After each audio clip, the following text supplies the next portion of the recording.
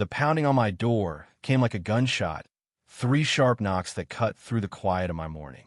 I was drizzling honey over a slice of cornbread, the kind my grandma used to bake, when I heard it.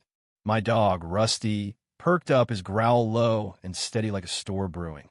I stepped onto the porch of my ranch cabin, a place I'd called home since I was born, and saw 2 men in uniforms that looked like they'd been rented from a costume shop. One of them, all puffed chest and fake swagger, tapped his belt where a gun might have been, but all I saw was a flashlight dangling like a kid's toy.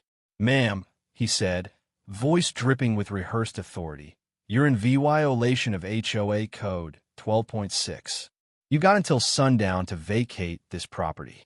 I blinked, then glanced at Rusty, who bared his teeth just enough to make his point.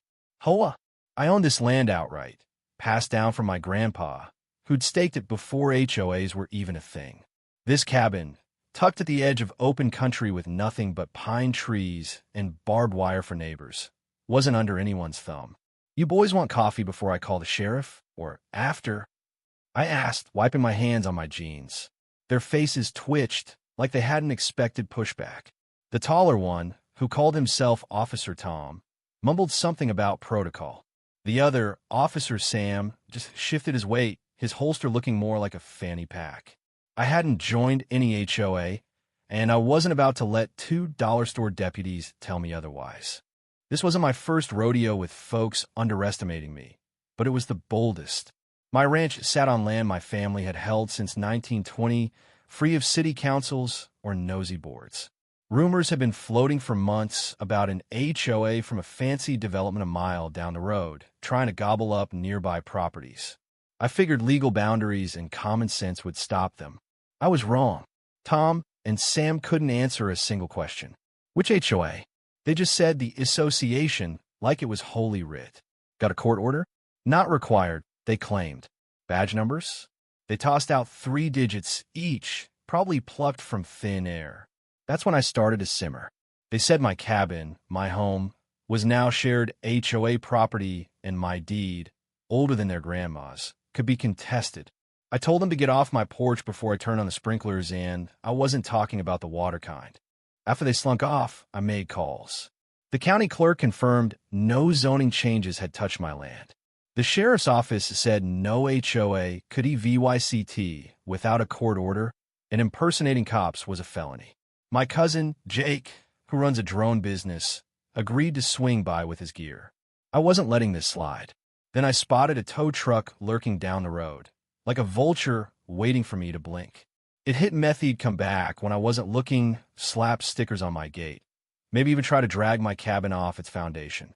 I called the sheriff again, told him to send a deputy fast. That's when the golf cart cavalry rolled in, led by a woman I'll call Linda. Tan like old leather, sunglasses too big for her face, she clutched a clipboard like it was her lifeline. She shouted about Phase 5 annexation, while her minions started measuring my fence with a wheel like they were claiming it for the moon. I grabbed my phone and recorded everything. Linda stormed up my steps, declaring my cabin a code violation and thrusting a paper at me. It was an HOA newsletter with a map that looked like a toddler's art project, my land circled in red with community expansion zone scrawled across it. No legal seal, no court stamp, just pure nerve.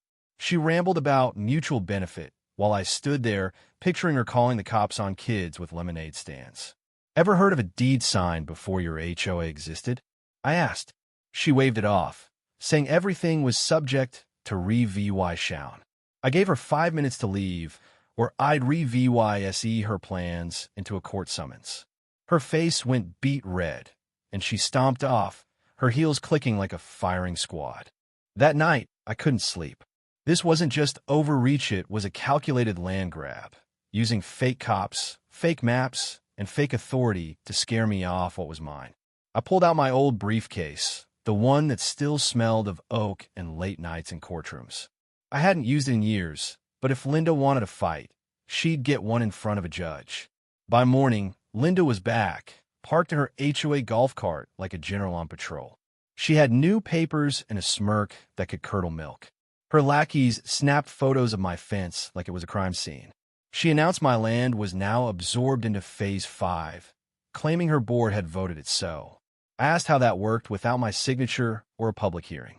She brushed me off, handing over a laminated map with red lines and labels like Future PA VY Line Zone. My cabin was marked as a shared utility structure. I asked if she even knew what that meant. She said her lawyer, Chad, came up with it. No last name, just Chad. A neighbor, Mike, who ran a horse stable nearby, pulled up and said Linda had been pitching a lakeside resort to new buyers, claiming it'd skyrocket property values. She'd even marked his stable as a recreational field in her newsletter. I went to town, pulled my grandpa's land grant clean as a whistle, and started a file labeled HOA fraud. At the diner, I showed the sheriff Linda's map. He said the badge on it looked like clip art. Back home, Jake's drone footage showed two figures planting HOA signs and spray painting arrows near my cabin. I had their faces, their car, their license plate. I drafted complaints to the county and the state attorney general, attaching every scrap of EVY Denke. The next day, Linda set up a table by my gate, blasting community outreach nonsense through a speaker. She called my cabin a temporary structure and said the lakefront was for HOA members only. I grabbed a megaphone and read my grandpa's deed aloud while Jake's drone buzzed overhead. A couple from a neighborhood asked why HOA dues kept rising with no votes. Others demanded answers about fake cops and signs. Linda's smile cracked as people whispered. A flyer appeared in my mailbox and signed, saying, "You're not the only one she's targeting. Meet me at the dog park after dark." I went Leah VYing Rusty home. A man in a windbreaker, tossing a ball for his dog, turned out to be an HOA board member, Ed. He said Linda had stopped holding votes, forged signatures, and promised kickbacks from annexed land sales. He showed me messages where she called my ranch the anchor property for Phase 5 and bragged about asset flipping. He wouldn't testify, but sent me everything to a burner email. He also said Linda paid the fake cops from the HOA's legal fund. That was the grenade I needed. I spent all night building a legal packet. Cease and desist, restraining orders, an injunction. I cited impersonation, harassment, attempted seizure, and financial misconduct. By sunrise, I had a 2-inch thick file. I hand-delivered it to the sheriff, the zoning office, and the court. The sheriff promised to pull HOA financials. The zoning office confirmed no Phase 5 existed. Back home, I found a new sign, Future HOA Community Pool. I yanked it out, spotting Linda's goons watching from the trees. They bolted when I stared. I wrote letters to every HOA homeowner detailing Linda's crimes. At their next meeting, I walked in with my EVY Denke, placed a restraining order on the table, and handed a flash drive with drone VY Deos and emails to the board. "You're going to need a lawyer," I said, and left. The sheriff called later. 2 payments from the HOA went to a security firm owned by Linda's sister, timed with the fake cops VY sit. A reporter picked up the story, and by noon, it was online. Ranch owner fights HOA overreach and wins first round. Views exploded, comments pouring in with HOA horror stories. Linda vanished from the next board meeting.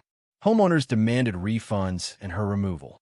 The court hearing loomed, and I walked in with my boots and a blazer, my file organized like a weapon. Linda sat with a lawyer who looked like he'd barely passed the bar. Her pastel suit couldn't hide her clenched jaw.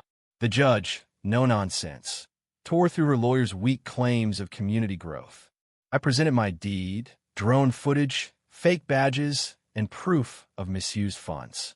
The judge asked Linda's team if they disputed my deed. No. Did they have authority over my land? No. Why send fake cops? Silence. He granted my injunction, barred the HOA from my property, and referred the case to the DA. The CIVYL case came next. My lawyer, Sarah, said we'd win big. In court, I laid out every lie, emails, VY Deos, maps. A whistleblower read Linda's words about pressuring me. The jury didn't blink.